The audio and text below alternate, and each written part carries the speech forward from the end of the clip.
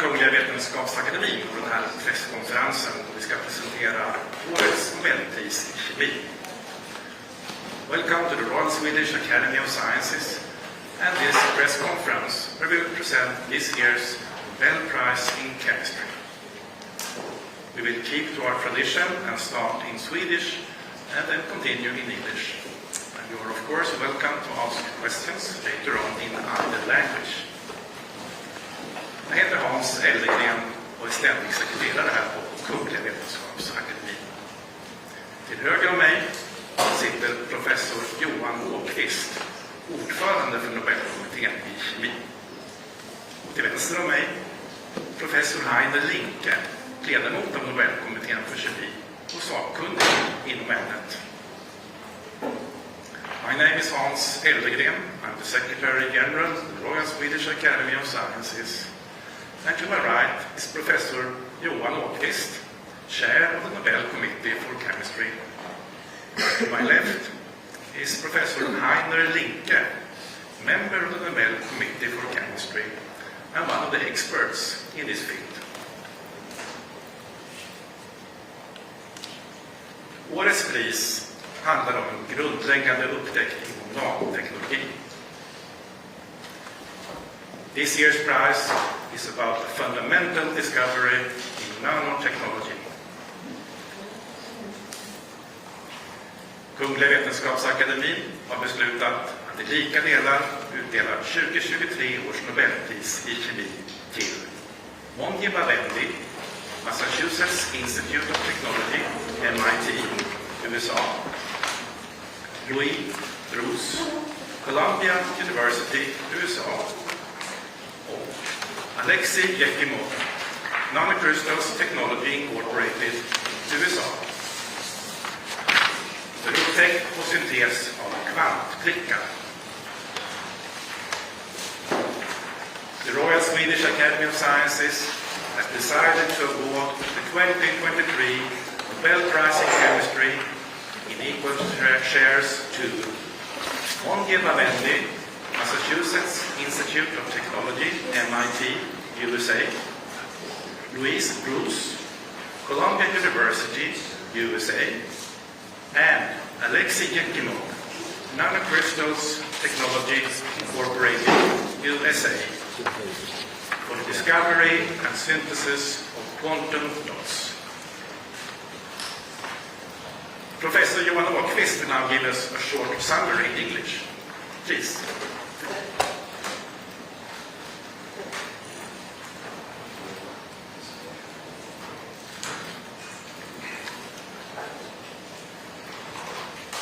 What you see here in these flasks, ladies and gentlemen, are quantum dots in a liquid solution. Well, you don't actually see them because they are truly tiny. They are what we call nanoparticles, only a few millionths of a millimeter in size. Each particle is a small crystal containing just a couple of thousand atoms. When things become this small, quantum mechanics starts to play all kinds of tricks. The nanoparticles in each flask are made of exactly the same simple substance. So how can they differ in color? Well, that, ladies and gentlemen, is a quantum effect. The particles are so small that their electrons start to get crowded. The smallest quantum dots shine in blue, while the bigger ones shine in yellow and red. They only differ in size, nothing else. And the size changes a lot of their properties: thermal, electric, magnetic, etc. The first observations of this effect were made by two of this year's laureates. Alexei Yekimov saw it for copper chloride nanoparticles immersed in a glass, and Louis Bruce observed it for nanoparticles floating freely in a liquid solution. For a long time, nobody thought you could ever actually make such small particles, but this year's laureates succeeded. However, for quantum dots to become really useful, you needed to be able to make them in solution with exquisite control of their size and surface. Moungi Bawendi invented an ingenious chemical method for doing just this. He could now make perfect nanoparticles of very specific size and very high quality. These achievements represent an important milestone in nanotechnology, and today there are numerous applications of quantum dots, ranging from QLED screens to imaging in biochemistry, medicine, and much more. Thank you, Professor Åqvist. And now, Professor Heidi Linke will give us a more detailed presentation. Please. So let me first check the sound works, yes. So, the discovery we just saw, and what you also have on the screen, that in the same material, a larger particle can have a red color, a smaller particle can have a blue color, is at its core a quantum mechanical effect. Quantum mechanics predicts that if you take an electron and put it into a small space, the electron's wave function gets compressed, and the smaller you make the space, in this case the particle, the larger the energy of the electron. If you can store more energy in an electron, it can also give more energy to a photon. So the light emitted from a small space, electron in a small space, will be more blue, and that from a larger space will be more red. And this is what you can also see in this animation. So again, if we confine an electron, that's the wave, in a larger particle, it can be more red. But as you compress, imagine making smaller and smaller particles, compressing the wave function more and more, you give the electrons more energy and they send out more blue light. In this sense, quantum dots are a new class of materials. They are different from molecules. If you imagine if you wanted to make different colors with molecules, you would for each color or for each other property, you would choose a new molecule, a new set of atoms in a new constellation. Quantum dots, however, have all the same structure. They have in fact the same structure as a bulk material would have. It's the same atoms in the same constellation, just that a small dot has fewer atoms and a bigger dot has larger atoms. The fact that they then change properties is not only their color, it's essentially every property, every material property you can think of, including electric, optical, magnetic, even catalytic effects, how they influence chemical reaction, even the melting point changes. So in this class of material, you have found a way of changing material properties, not by changing the material, but just by the size. And this is a foundational discovery in nanotechnology, the ability to do this in a controlled manner using quantum mechanical effects. The prediction that this would be possible, the prediction that such an effect could occur in theory was made as early as the 1930s. But for the next 5 decades, it seemed near impossible to make such materials because not only do you need perfectly crystalline structures, and you need to control the size exactly, basically atom layer by atom layer, you also need a perfect surface property so that you can get these phenomena and these clear colors. This was not actually expected to be possible. The discovery that this is indeed possible was first made by Alexei Yekimov, who studied colored glasses. And by adding copper and chlorine to a glass, he was able to show first that the copper chloride formed as nanocrystals, so crystals with crystalline properties. He used deep insight into the physical chemistry to control the size exactly, was then able to show that the color of the glass correlated with the size of the particle, and not just in any way the straight line there means, because the straight line is a smoking gun, that this is a quantum effect. So all of this was done in one sweep of results.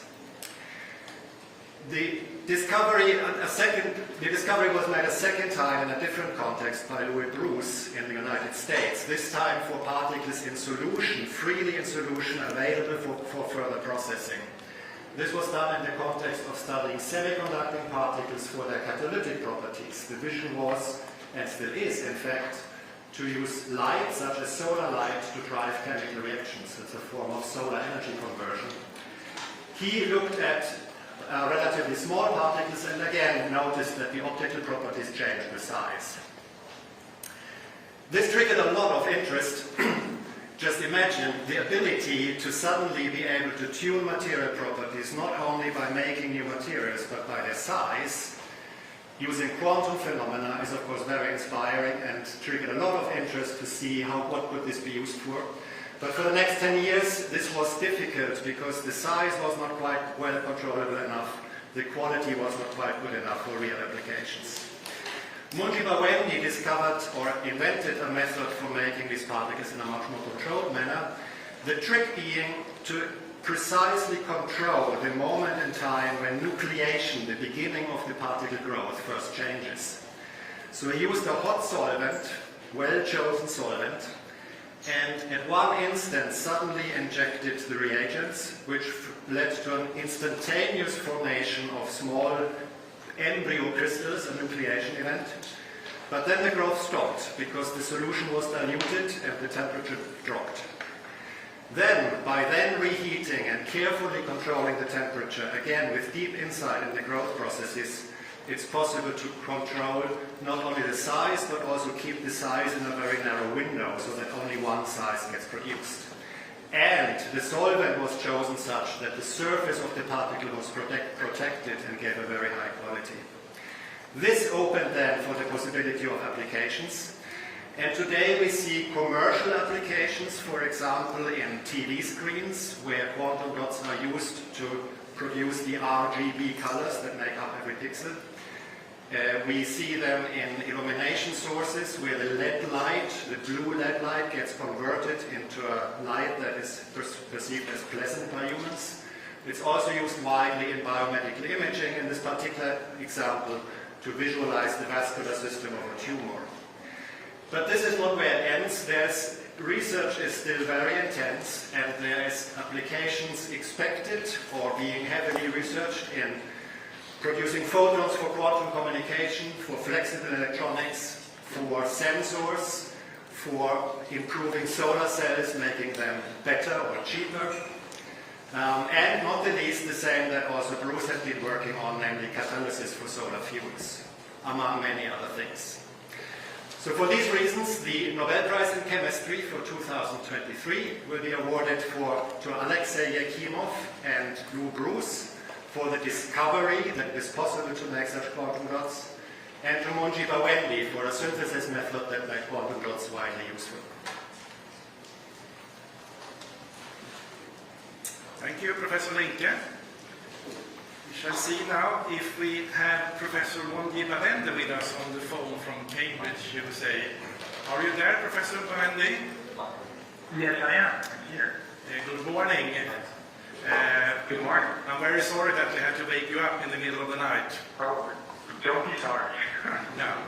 Please accept our warmest congratulations to receiving the Nobel Prize in Chemistry. Thank you so much. It's quite an honor. Yeah. How did you feel learning about this? Very surprised, sleepy, shocked, unexpected, and very honored. I understand, yeah. I'm sitting here in the session hall of the Royal Swedish Academy of Sciences at a press conference. There are many interested journalists here from the Swedish and the international press. Are you ready to take some questions from them about your research, your interaction? Sure. Okay. Sveriges Television. Good morning. My name is Thomas von Heine with Public Service Swedish Television. Something unusual happened this morning in that your names were actually published a few hours early. Did you, by chance, have someone called you already earlier and said something about this, or did you hear about it? Or No, I didn't know. I was awakened by the Swedish Academy. I was sound asleep. So no, I didn't hear anything about it. Yes, please. Anneli Bergman, Swedish TV4.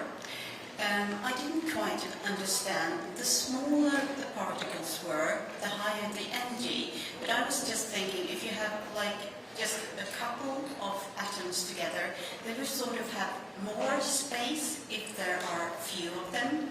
But if there are a large number of particles or atoms, then they would be more crowded together. So how come that smaller particles have higher energy and more towards the blue scale? Sure. It's really the electron that's created. There's an electron that's created from shine light, and it's that electron that investigates the space that's available to it. So if you have a very small particle, the space the electron sees is very small. If you have a big particle, the volume that the electron sees is quite large, and so that's how you go from higher to low energy. The number of atoms defines the volume that's available to that electron. Okay, please. David Keaton for the Associated Press. Congratulations on this award. First of all, when was it, sir, that you understood the importance of this discovery and not just its theoretical implications, but also the commercial implications that this could have? Well, this was a process.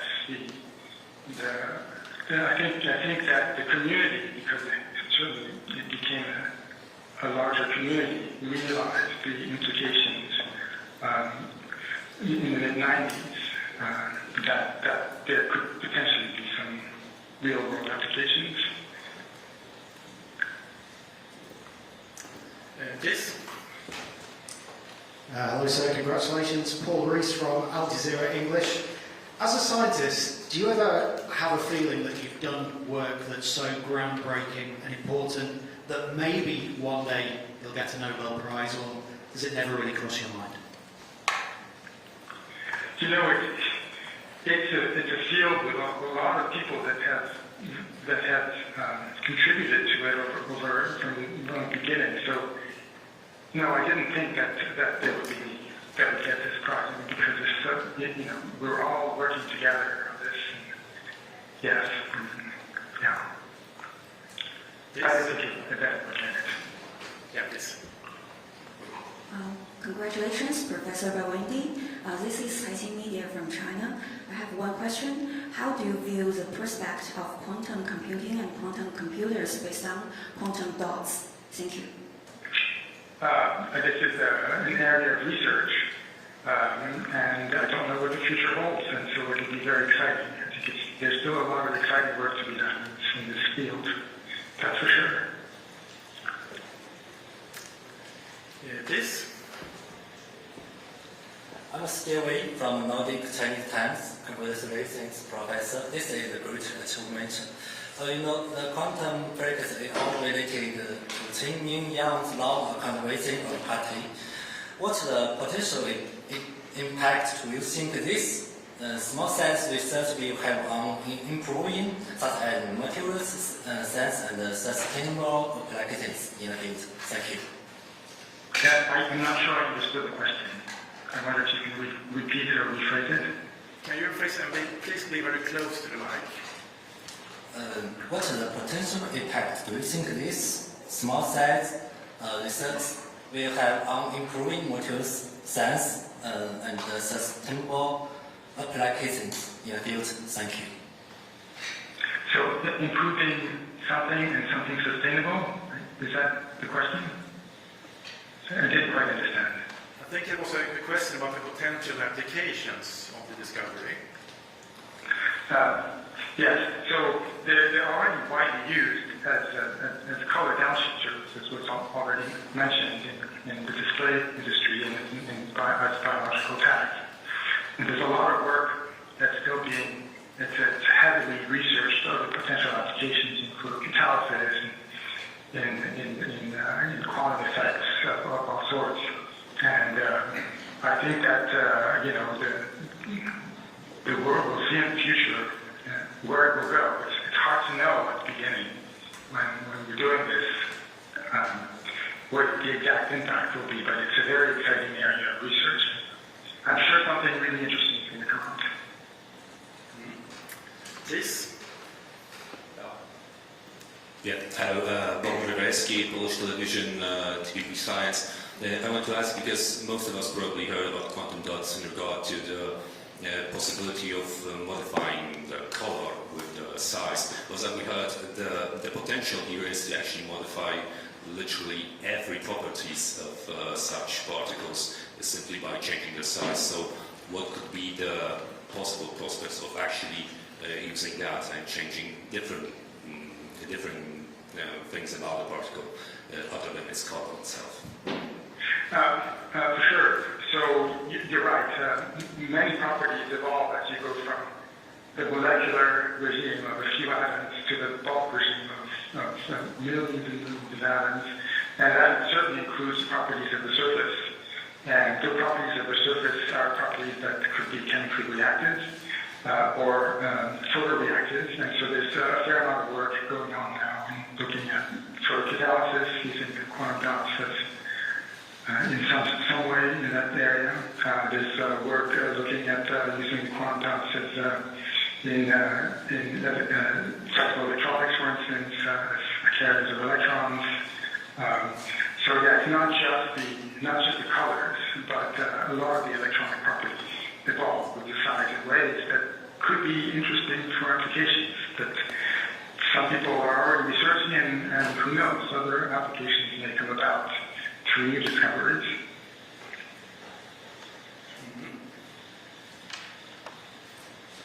Yeah, please. Yeah, congratulations. You have to turn on the mic.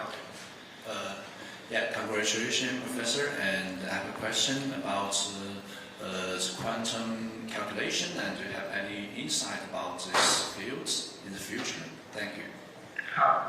Yes, well, this is an area that I'm beginning to be quite interested in, and I would say that for the kind of quantum dots that I work with, it's just the beginning. We're beginning to see that there's a potential there, and we'll just have to pursue it and see where it goes. But it's going to be a process, and we don't know yet. Okay, this seems to be the last question from the press for you, Professor Bawendi. Well, thank you very much. Thank you very much. And once again, warm congratulations. We look forward to meeting you here in Stockholm in December then. Me too. Yeah. See you then. What an honor. Yes, thank you. Bye-bye. Bye. We shall move on. First, I should check. Do you have a microphone, Professor Rockquist? No. It's okay. So let's move on now to more questions about the chemistry prize and the research involved. You may want to ask questions to the committee also about their work. Yes?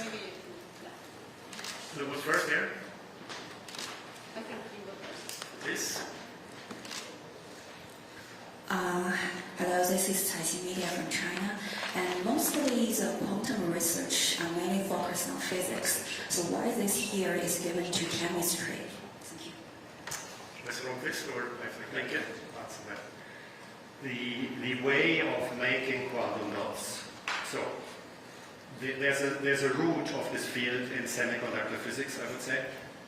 Over many years, similar phenomena have been pursued in semiconductor physics, not least in the 60s, 70s, when microelectronics was sort of experiencing its first boom.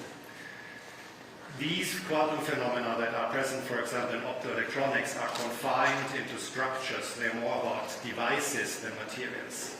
The discovery here is for actually purifying quantum effects to actually become materials you can touch. You can dry these quantum dots. You have powders that have still these new material properties. And the methods of doing this come from chemistry, and in many ways also what you can then continue to do with them. For example, to treat them so that you can use them in biomedical applications are methods of chemistry, and it's really chemists who have this contributed to that field.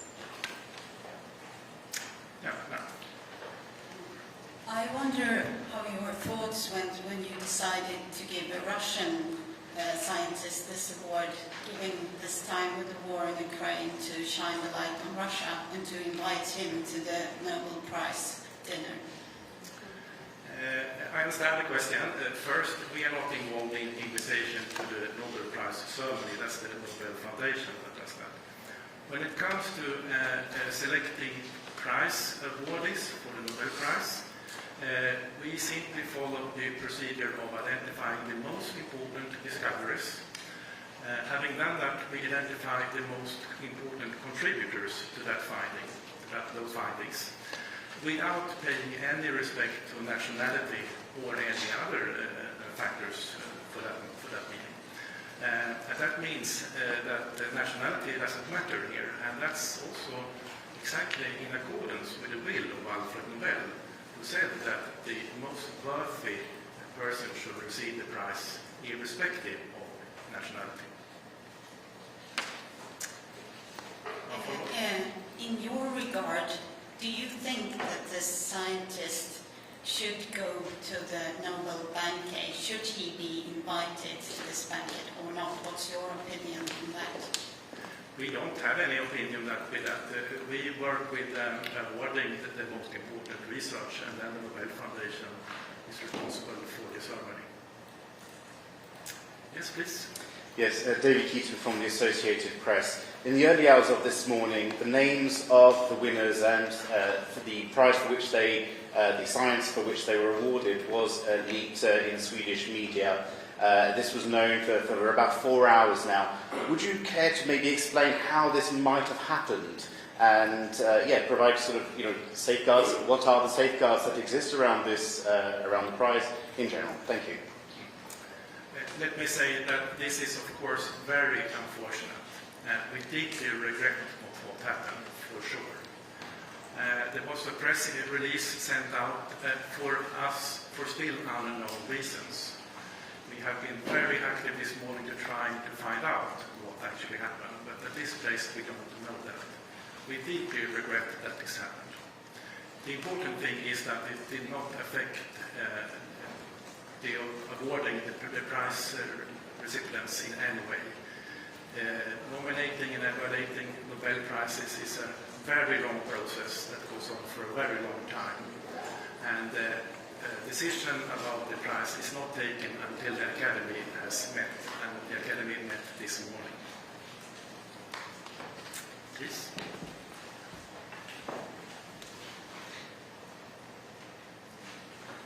I'm Sufjan Aksason from Green Post.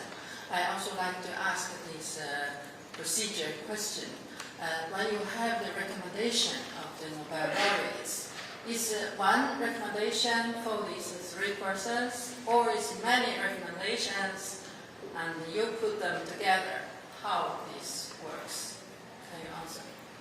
The precise procedures for awarding Nobel Prize recipients is confidential for many different reasons. It will become public 50 years after the decision. That's why we can read about the history of Nobel Prize from 50 years and later.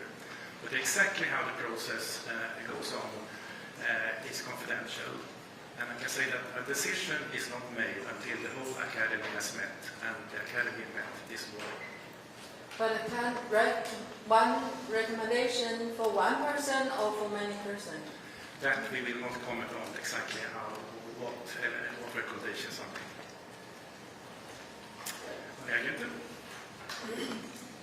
Yes, this may go to Dr. Sneaker. When did you contact the laureates? Was it as soon as you learned about the press release, or was it after the decision? We had no reason to contact anyone until the decision had been made. And the decision was made this morning and directly after that meeting, which is only a short while ago. Then I called the laureates.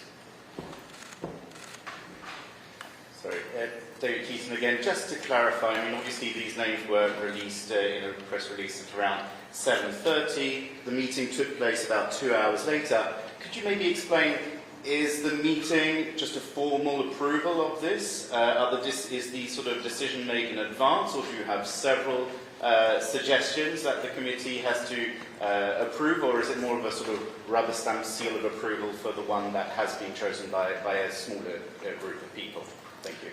The meeting is not just a formality. The Academy as a whole decides about who shall receive the Nobel Prize. That was the case also today. I can again only apologize and regret for that this information was sent out very early. But again, no decision is taken until it's taken.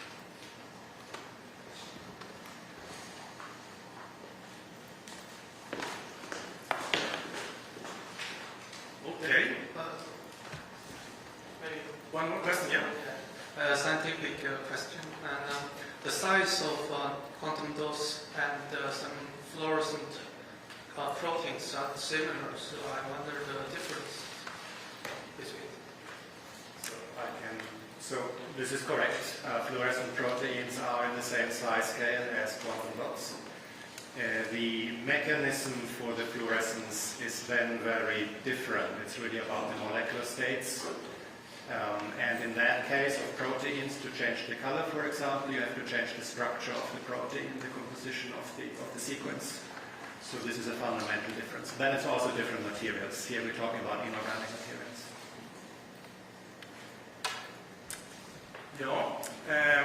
Thank you for your interest. We hope to see you back here on Monday when we will announce this year's Sveriges Riksbanks Prize in Economical Sciences in the memory of Alfred Nobel.